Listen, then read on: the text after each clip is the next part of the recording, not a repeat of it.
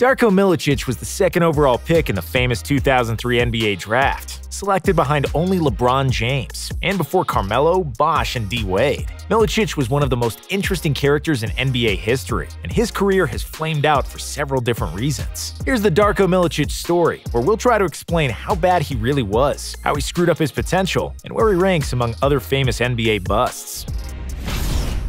New European Hope and the infamous 2003 draft.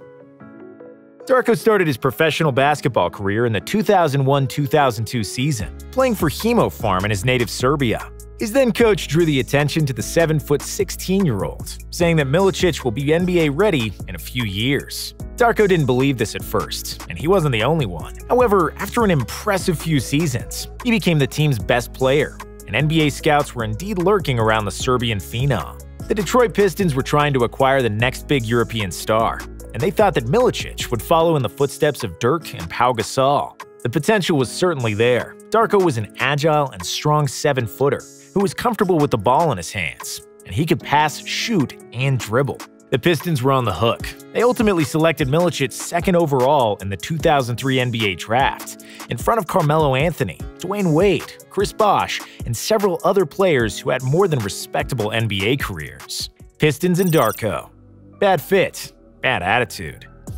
Unlike LeBron, Melo, or D-Wade, Darko Milicic came to a veteran team that was trying to win a championship. The roster was already set from the get-go, and Coach Larry Brown and the Pistons didn't overly count on the 18-year-old rookie. Coach Brown knew that it would be a struggle to find minutes for Milicic, with Ben and Rasheed Wallace, but Darko didn't do himself any favors. He should have been learning the NBA game, working hard, being respectful, coming in on time, but he did the opposite. Milicic came in with the mindset that he's the best thing since sliced bread, and that he, as an 18-year-old, was the best player on the team. Darko wasn't open to any criticism, he wasn't listening, and he frequently caused problems. It was a nightmare trying to deal with him. Darko played in just 34 games as a rookie, usually in garbage time. He scored a total of 48 points for the whole season, or just 1.4 points per game. Despite a lack of production and playing time, he became the youngest player ever in the NBA Finals when the Pistons won it in 2004, the youngest to win an NBA championship, and the fourth youngest player ever to play in the NBA at the time. Even though the Pistons president Joe DUMARS claimed that Milicic would become one of the pillars of the team, his playing time didn't increase in the 2004-2005 season. Darko played in 37 games as a sophomore, spending less than 7 minutes on the floor for an average of 1.9 points per game. Since he wasn't getting any game action, Darko was miserable. He argued with everybody and often acted out, trying to get some attention and feed his enormous ego. He had anger issues and would often trash his house after he came home from practice.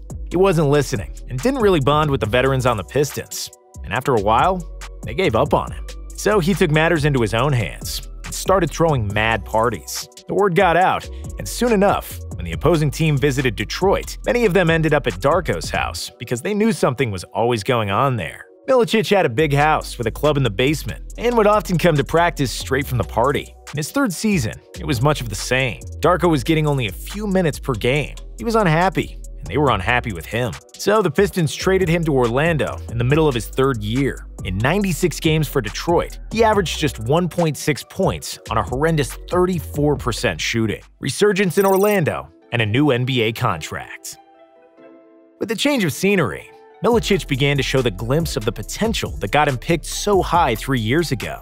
He finally got some playing time and averaged about 20 minutes per contest, which he used for 8 points on 50% shooting, 4 rebounds, and over 2 blocks per game. Next season, he was solid again, with 8 points, 6 boards, and was once again among the league leaders in blocked shots. Milicic wanted to stay in Orlando, but his contract was expiring, and his new coach Stan Van Gundy told him he wasn't counting on him. Even though he really didn't want to live in Memphis, the Grizzlies were the only team to offer him a contract, which was worth $21 million over 3 years. So he became a Grizzly, where he would average the same 8 points and 5 rebounds he had in Orlando, and they also traded him after a couple of seasons. He got to the Knicks before the start of the 2009-2010 season, but the Knicks brought him strictly to fill up a roster spot, and Darko never really got a chance there, playing only in 8 games and averaging 2 points. After that short stint with the Knicks, Darko completely lost his confidence at the age of 24. He was in his 7th NBA season, and he didn't find common ground anywhere. He was arguably worse at basketball than he was at 17 years old. Fed up, Darko decided to call it quits and vowed to return to Europe, where the game was more suited for his skill set. However, the Timberwolves showed interest and wanted to get him to Minnesota. They met with Darko at the trade deadline, who warned them not to trade for him. "Don't trade for me. I don't want to play there. I'll ruin your chemistry. I won't be diligent.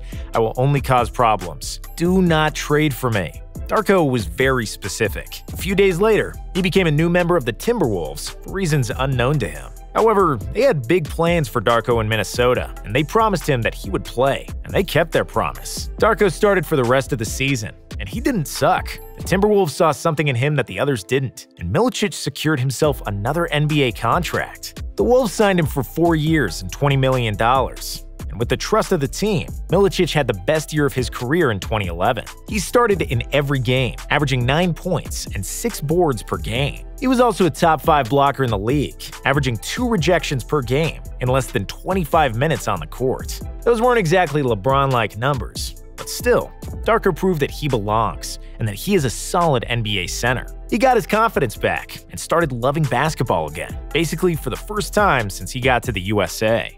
Final years in the NBA, and retirement. Darko's happiness didn't last long, and the old problems showed their ugly head again. Milicic wasn't always motivated to play, and he wasn't living as an athlete should. Basketball was a job to him, and he didn't always like to produce on the job. Darko had a good friend in Minnesota, in NIKOLA PEKOVIC, who was from Montenegro, a neighboring country to Serbia, where they speak the same language. Even though Pekovic was very talented, he didn't get much playing time behind Darko. He requested a trade at the beginning of the 2012 season. Darko didn't want to lose his friend, with whom he shared the same language and culture, because he still felt extremely alienated in America and was desperate to keep Pekovic in Minneapolis. So, imagine this. Darko faked an injury to get his pace on some playing time. Pekovic used it to the fullest and became a part of the standard rotation, while Darko was relegated to the bench. Milicic only played 29 games in the 2012 season, and was so unhappy during practices that one of his teammates begged not to hurt him or anybody on the team, thinking that Darko might kill himself. The Timberwolves saw that he didn't give a damn about basketball anymore, so they used the amnesty clause to get his contract off the books. Darko then wanted to leave the NBA for good, but his manager insisted that he give Boston a shot, even though Darko knew that he wouldn't be playing. He came to Boston for the 2013 season, and they signed him to be their third center. However, that didn't sit well with Darko's fragile ego, which swallowed too many hard pills already. After 20 games in the season, Milicic was on the court for only 5 minutes of garbage time in one game. He then decided that that was all she wrote. As his teammates were getting ready to play a game against Toronto, Darko came to the locker room, shook everybody's hand, and said that he was leaving. Coach Rivers told him he was supposed to play that night and be a part of the playoffs. Darko said thanks, but no thanks. Save me the heroic Ubuntu speeches, coach. This suffering has to end. What I played, I played. I don't want to play anymore. TYRON Lue came to his house the next day and tried to convince him to stay. Think about the money, Darko. You can still sign a few more contracts. F the money. I'm out of here, Darko said, and went home to Serbia. A bust legacy, apples, and kickboxing.